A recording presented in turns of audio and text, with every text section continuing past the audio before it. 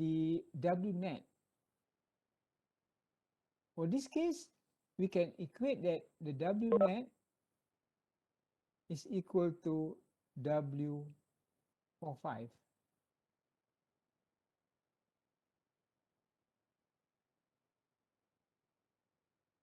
Okay, so this is equal to W for 5.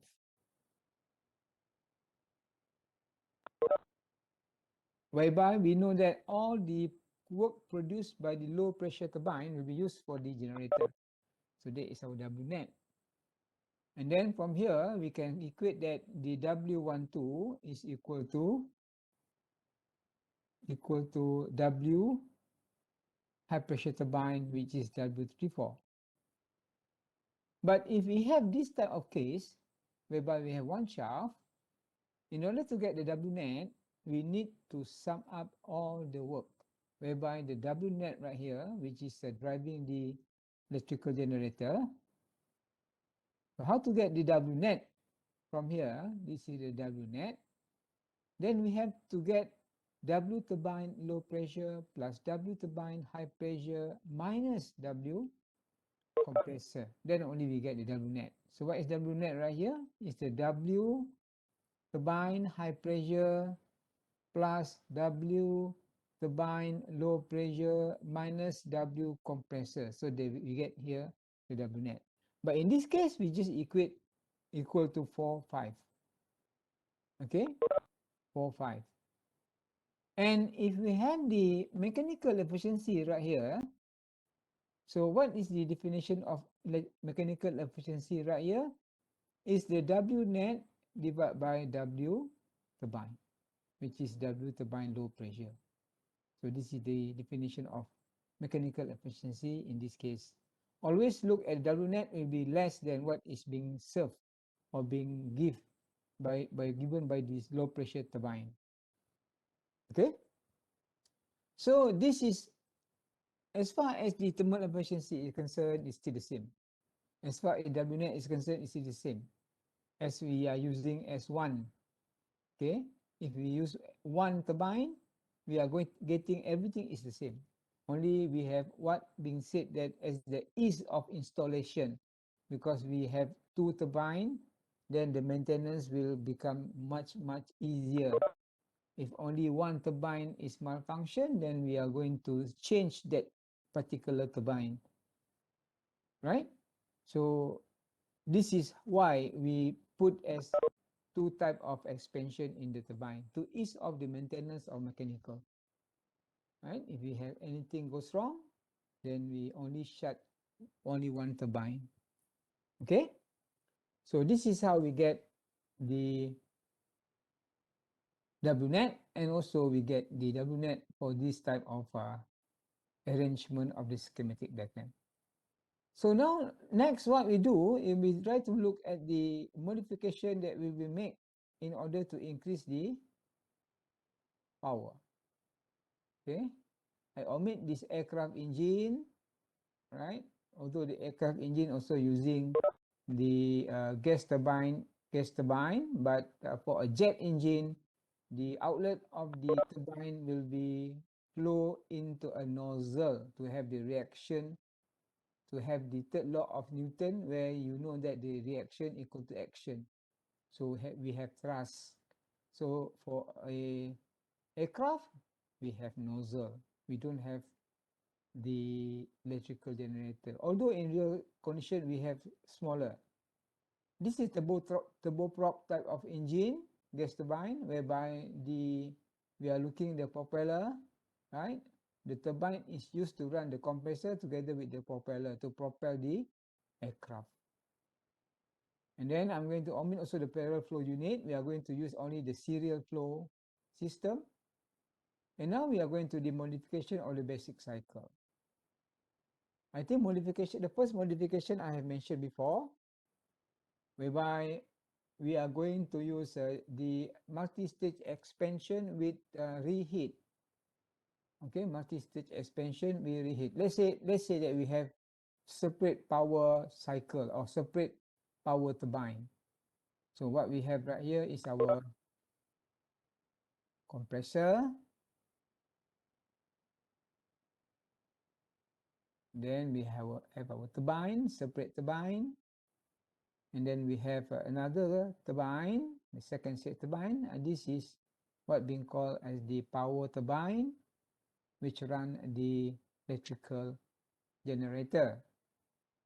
Of course, this is the intake of the compressor, this is the outlet, and then we give the energy to combustion chamber, and then we are going to flow the combustion gases into the first turbine. And then in order to increase, okay, in order to increase the W net, we are going to reheat this exhaust gas from the high pressure turbine. So this is our high pressure turbine. Before entering the low pressure turbine, we are going to reheat again the gas. So meaning that we have an extra combustion chamber. So let's say this is combustion chamber number 1. This is combustion chamber number 2. Right? So this is our compressor. And we know that if this type of arrangement, they have 2 shafts, then the whole work produced by this high pressure turbine will be given to the compressor or been served to run the compressor. So the W turbine high pressure should be equal to W compressor, right? And then if you look at the turbine low pressure, the W net is what we have from this electrical generator. Therefore, the whole work of this turbine low pressure is being served as the W net. Okay, W net. Right. In this case, we know that the first combustion chamber, right, we have combust, meaning that some of the oxygen taken from this ambient condition or the surrounding will be used in the combustion process. So how do we make that we able to reheat at combustion chamber number 2? Because we know that we have put in oxygen from here, and then we are going to combust in the CC1, and then the oxygen is being used already for in this process of CC1. So how about the CC2? Can we have more combustion in CC2 while we have used the oxygen at CC1? This is what I want to discuss before our last lecture. So how do we make sure that the CC1 and the CC2 will combust? And bear in mind, take note that combustion need oxygen. Okay, combustion need oxygen. In CC1, we know that oxygen is being used in the combustion chamber number 1.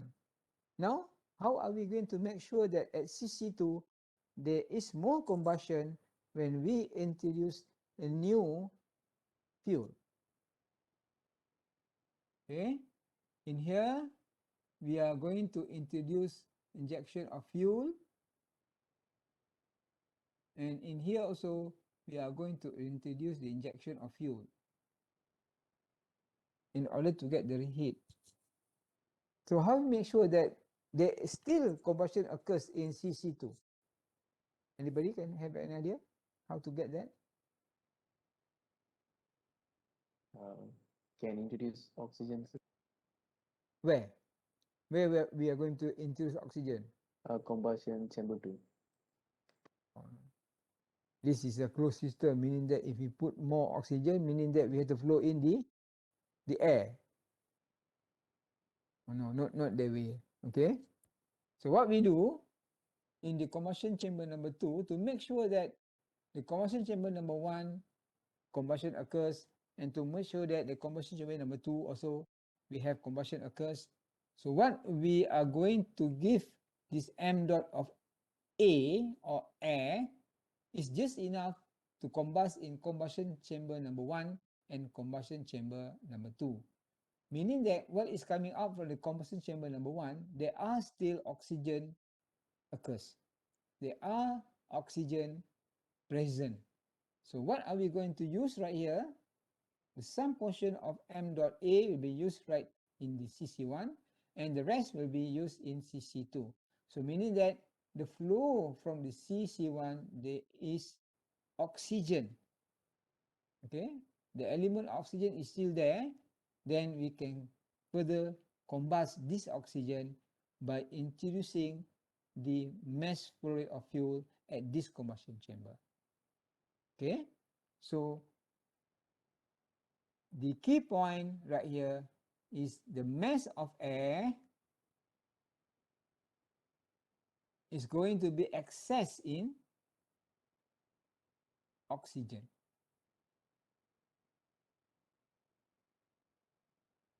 Okay, or meaning that the m dot air intake right here is enough to be used at the combustion chamber number 1 and also at the combustion chamber number 2. Okay, so that is the method we use in order to make sure that there is more combustion will be occur in combustion chamber number 2. All right. So if we look at the TS diagram, let's say we look at the TS diagram without reheat. Okay, this is TS diagram without any reheat. So without any reheat, what are we going to have? We still have the intermediate pressure. And then this is our compression process, the heat supply process, and then the expansion, and then again the expansion.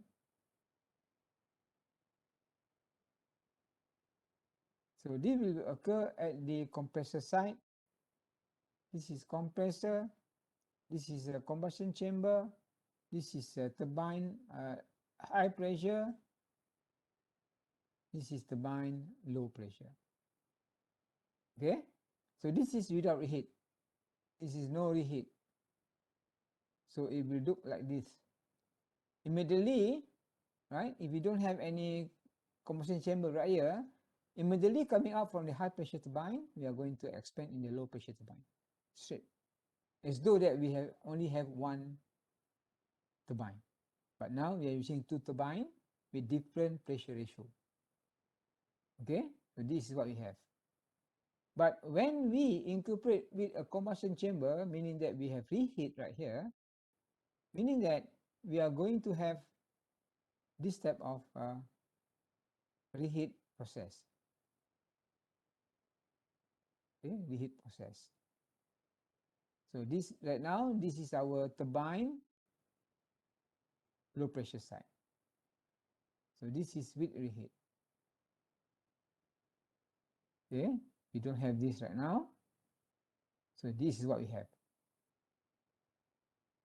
Okay, so comparing with this expansion, this expansion right here to this state, if you compare the temperature for this reheat, the temperature right here, the delta T with the reheat is going to be greater than the delta T without reheat. Okay, without reheat. Therefore, the balance of these changes or difference will be the increment of W net. Therefore, because of this, we are going to have the W net is going to increase. So this is how we increase the W net. Okay, by using multi-stage compression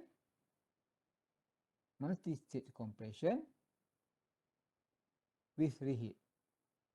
Okay, with reheat.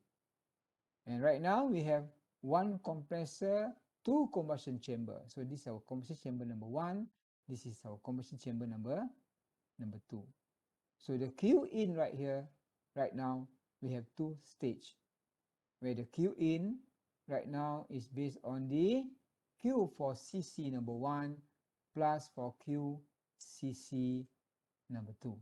So it will affect at our thermal efficiency. Okay, because we have input more heat or more energy by introducing the combustion chamber number 2.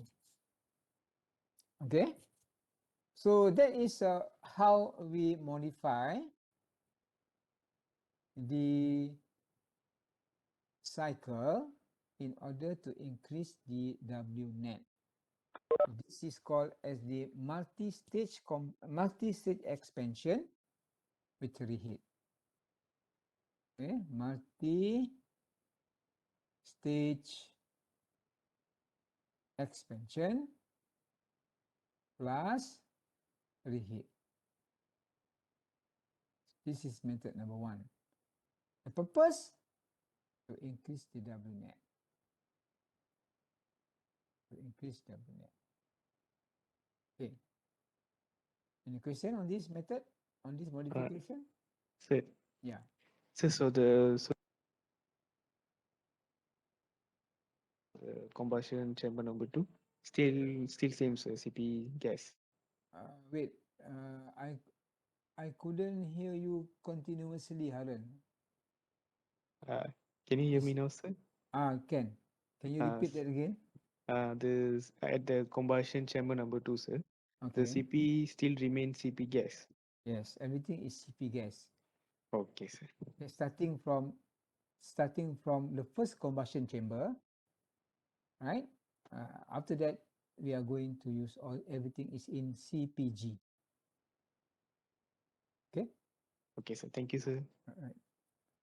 But for the compressor, okay, remember, for the compressor side, up to here, we are going to use from here to here is CPA. But when we calculate the Q in or involving the combustion chamber, from here to here, we are going to use CPG. Remember, from here to here, as far as the compressor is concerned, when we calculate for the work of compressor, we must use CPA. Okay? But from the entry of combustion chamber up to the outlet of the combustion chamber, we are going to use CPG. Why? Because the assumption made. Okay, the assumption made in this combustion chamber. Remember what is the assumption that I mentioned repeatedly before this? The next assumption is The increase in temperature because of the combustion chambers. yes, the heat produced in the combustion chamber will be used to increase the temperature of the combustion gases, meaning that the heat produced, basically, we assume everything as the combustion gases. Therefore, from 2 to 3 of in the combustion chamber, that's why we use the Q is equal to CPG T outlet minus T inlet. Okay? That is why it's very important to remember that assumption. But based on the assumption, only we can use CPG at the combustion chamber. Okay. That is the first modification. The next modification we look is, can we decrease? Can we decrease the work from the compressor? If we can decrease the work from the compressor, meaning that what is coming out from the whole plant, the W net will be greater. Okay, so if we look the TS diagram at the compression side, and this is our compression side.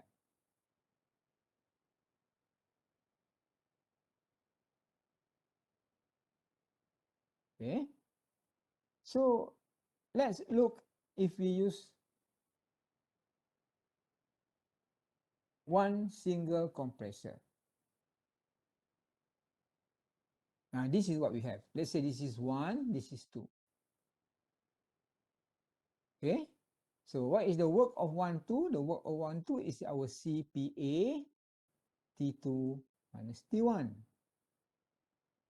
Now let us modify and we try to do multi-stage compression. Let's see what happens. Okay, we use multi-stage compression, meaning that we have an intermediate pressure. So this is our process for the first stage.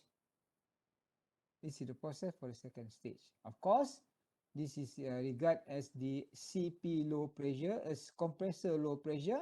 This side is referred as the compressor high pressure. So let's say this is our intermediate condition 2 and this is 3. If we compare with one compressor, we still have this type of delta T. Okay, the same delta T. If you look here, what is our delta T? T3 minus T1. What is if only a single compressor involved, the same delta T also will be occur. Okay, you'll be having the same delta T, meaning that if we do this multi-stage compression without looking at the intermediate pressure right here, the same intermediate pressure and temperature, then we are going to have the same work input. Okay, work input. But if we try to do something with our outlet of the compressor from the first stage, low pressure, let's say we try to cool it down. So when we cool it down from this point up to this point, let's say we cool it down at the same pressure. So if we compare the work without any intercooling, without any cooling process from 2 to 3, and this is the first, from 2 to 3. So we are looking at the delta T right here. This is our delta T. The delta T right here and delta T right here. Which one is less? We can find that the process of intercooling will produce a much lesser compression process. Right? So this is how we try to. Sorry, it's not at this side. I'm sketching it wrongly. The sketch is right, but the explanation is wrong. Let me explain it again. We are looking at this side, 2, 3. Okay, 2, 3. Now, when we have the compression, the intercooling process, let's say 2 to 3 right here. Let's say 3 prime. And this is our second compression process. Okay, so we have 1, 2, 2, 3 prime, 3 prime. Let's say this is, why do I put 3 prime? Because I'm using the different, oh yeah, because we have 3 right here. Okay, this is 4. So the work input to the compressor low pressure is the same. But when we cool it, before entering the combustion chamber, then we are going to have a delta T is much less compared to 3, 2, and 4, 3 prime. Okay, so if we look at the work at 3 prime 4 and work 2, 3, we are going to have the work 3 prime 4 is much lesser than W23. So in this case, when we introduce multi-stage compression with intercooling, right, then we are having much smaller work into the compressor. So we know that what is W net? The W net is equal to W turbine minus W compressor.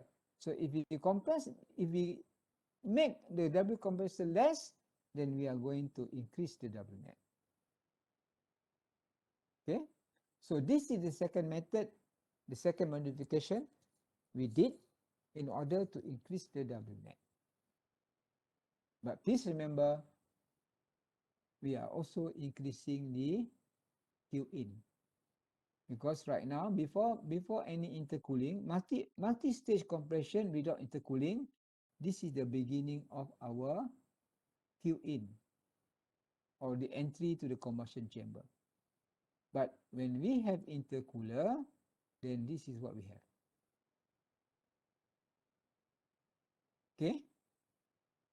So, remember that we have learned about compressor in the first chapter, the chapter of reciprocating air compressor. Although we are not using the same compressor in this case, it's still using the knowledge, the same knowledge. Okay? So remember that when we have same pressure ratio, what does this imply to this cycle or to this compression process? We have same pressure ratio. Remember? Same work. No. It's not same work. It's not right. Same pressure ratio. What the meaning of same pressure ratio? What is the pressure ratio of the compressor low pressure? P2 or P1? Okay. What is the pressure ratio of the compressor high pressure? P4 over P3 or P3 prime in this case. So when we set the same pressure, what do we have? P2 over P1 is equal to P4 over P3 prime. Okay, what is the next characteristic when we have an intercooler? Remember, we have intercooler in our compressor chapter.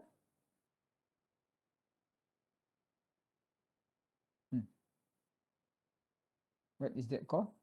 Remember, there's one word, one term, apart from the same pressure ratio. What is another term?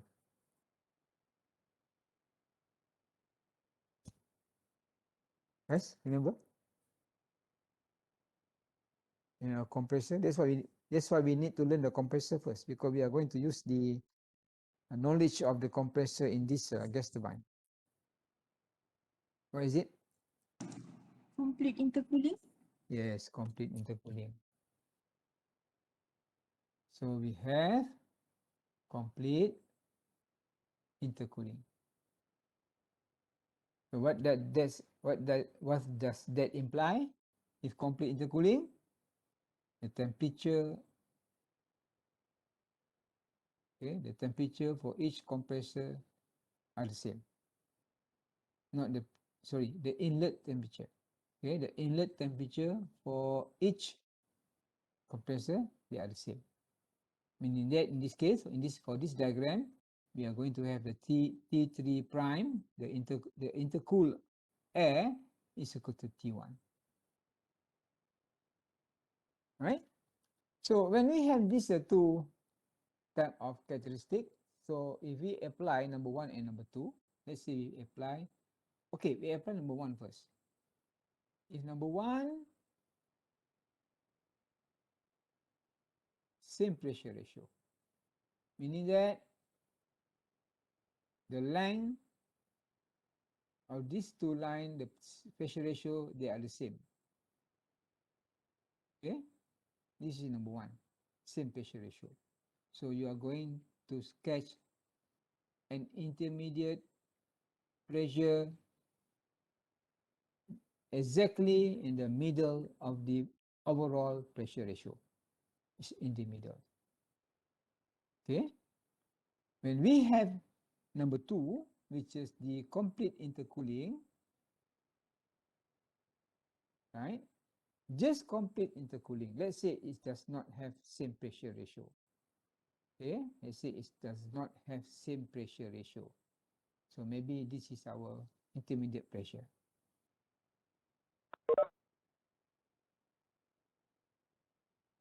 Okay. So if we have compression process, let's say this is our compression process, first stage, and then we are going to intercool, and if the intercooling process is complete, meaning that we are going to have the same level of temperature inlet. Okay, let's say this is 1, this is 2, this is 3, and after the compression for the second stage, this is 4. So in number 2 only, we are going to have T1 is equal to T3. And in this case, okay, if we look in terms of the pressure ratio, they are not the same. You see, because I'm sketching that they are not the same. So this ratio, they are not the same. So meaning that this is the case whereby we have the P2 over P1 is not equal to P4 over P3. So this is the possibility of what we might have. Okay, different pressure ratio, complete intercooling. In this case, number 1 only, which is same pressure ratio. Okay, same pressure ratio. This is what we get. Okay, same pressure ratio. And if we have the third case, whereby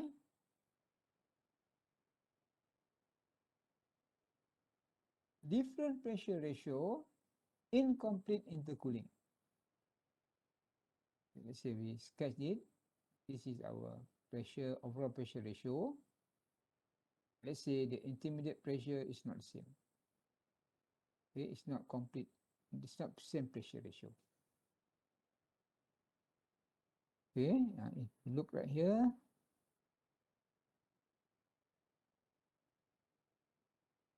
so if we have that type of a process, first compression, then this is the case of complete intercooling. But we want to have a system having incomplete intercooling. So incomplete, they are not the same. So maybe we just cool down up to this temperature. All right? Then we have the second compression process. So this is 1, this is 2, this is 3, this is 4. And we can see right here the way I'm sketching the intermediate pressure. This will give us different pressure ratio. So these are the case of what? The T1 is not equal to the T3. In the case of P2 over P1 is not equal to the P4 over P3. This is called as incomplete intercooling. This is called different pressure ratio. Okay, for the stages of compression process. And the fourth case that we could have is this type of case, whereby we have complete intercooling and same pressure ratio.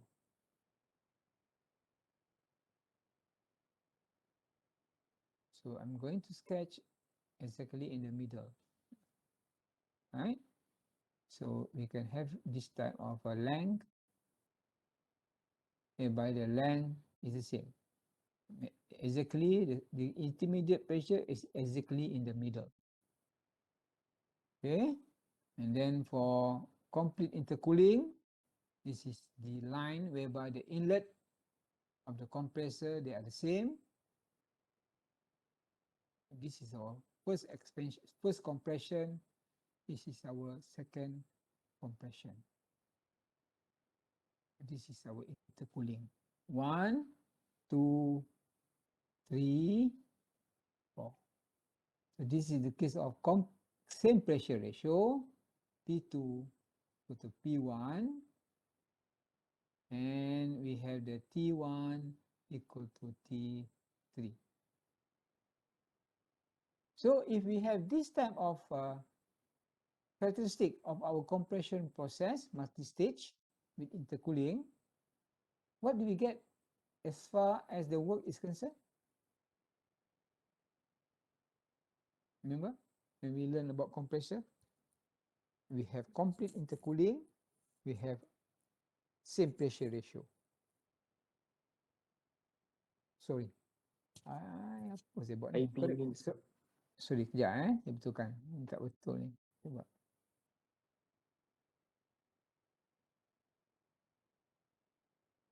Okay, P1 over P2. Okay, P1 over P2 is equal to P4 over P3.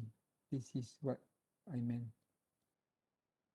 So again, if we have these two characteristics, same pressure ratio, complete intercooling, what we will have as far as the work is concerned? Work for compressor? minimum, sir. Yes, we have minimum work. Minimum work of the compressor. Okay, and when we have the minimum work, meaning that the W12 is equal to W34. And then the summation or the total work input to the compressor, you can just multiply 2 by W12 or 2 multiplied by W34. This is for the case of what? The case of there's no isentropic efficiency. Okay? Right. So how about the others? Number 1, number 2, number 3. If we have the cases of number 1, number 2, or number 3, right? For the case of 1, 2, and 3, when you are getting the total work of the compressor, then you need to calculate individually. You cannot use this formula. Okay? Calculate individually.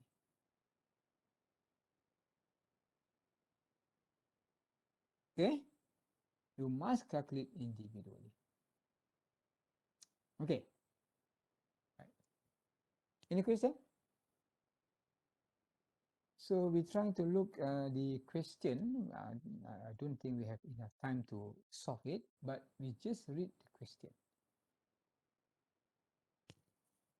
and try to analyze what type of problem that we are having.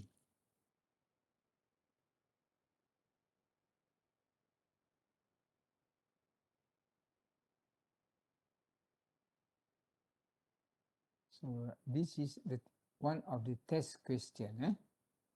I took from one set of test question.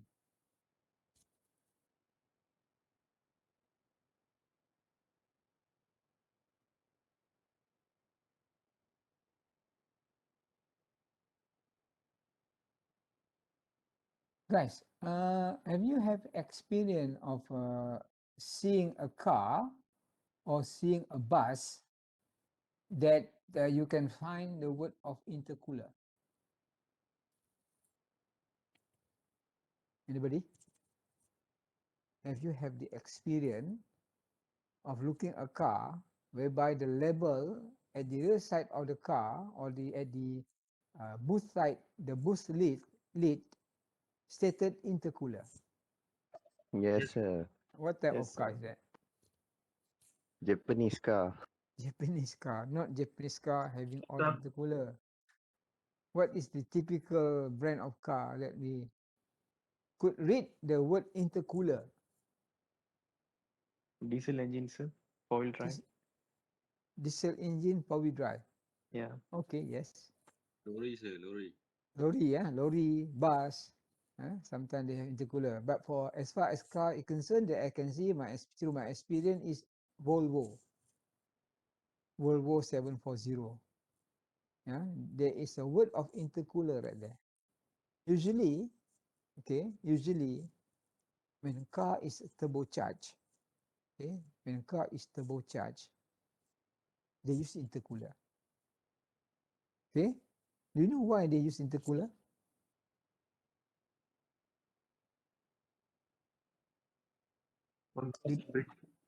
Yeah. Control the temperature. Pardon, Naveen, I couldn't hear you clearly. Control the temperature. Yeah, control. Why do we need to control the temperature? Heat from turbo. To prevent the engine from heating up, Yeah, Rohan. to reduce the temperature of the engine.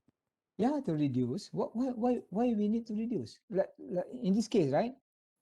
In our case, just now we have learned that we have multi-stage compression with intercooler, right? We are going to bring down the temperature before entering the second stage of compressor. But in our case, for a turbocharged car, we are bringing down the temperature after it being compressed.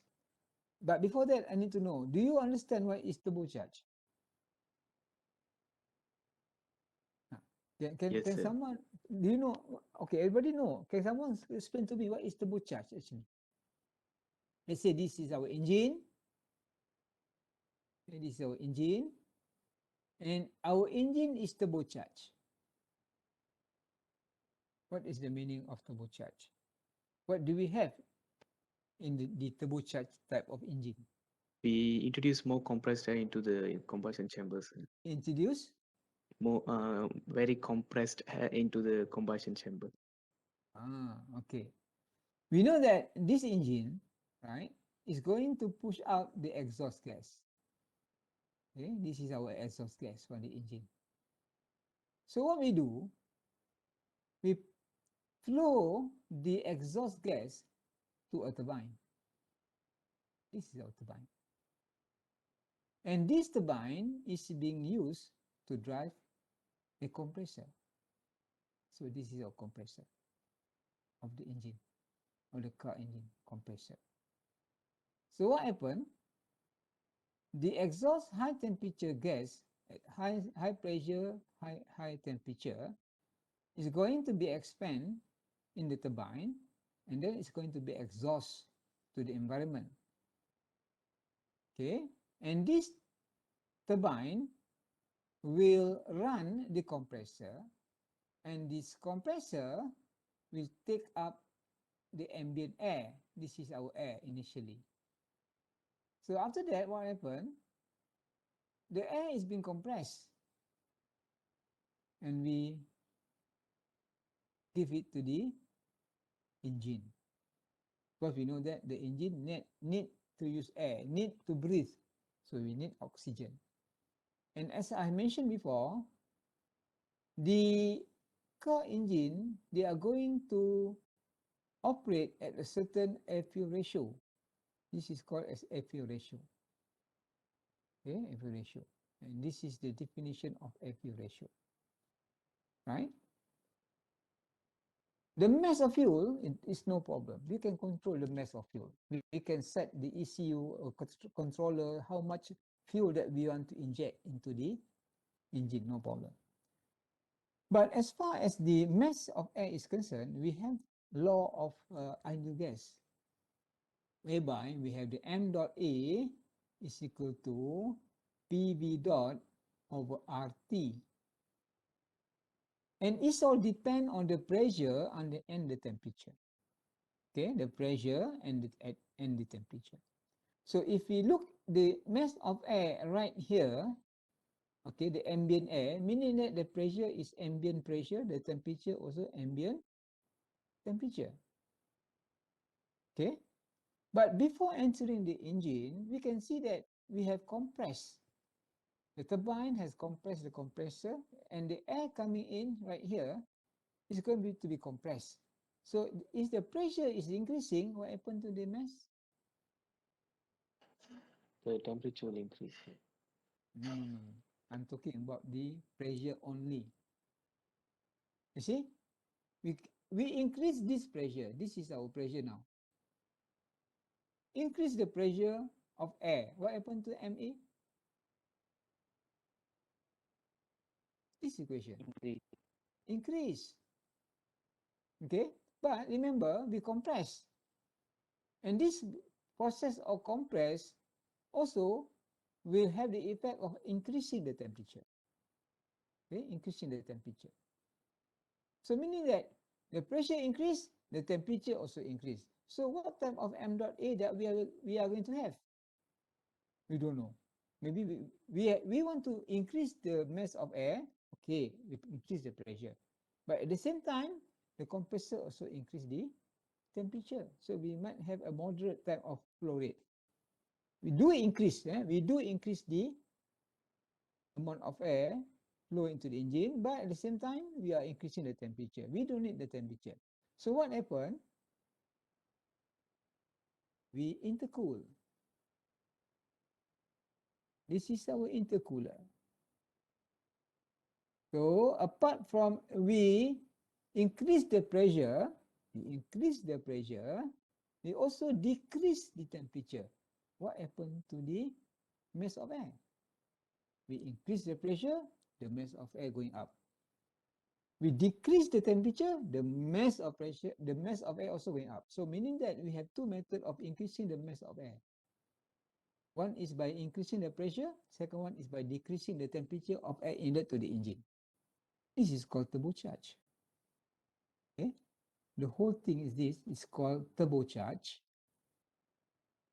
Turbocharge with intercooler. Not only turbocharge, okay, but with intercooler. So this is the concept they use in order to increase the mass of air. Same goes for our case. We want more mass of air in our turbine plant. Okay? I think that is the usage of this intercooler. Okay, I think we are better stop right here. Let me take your attendance first.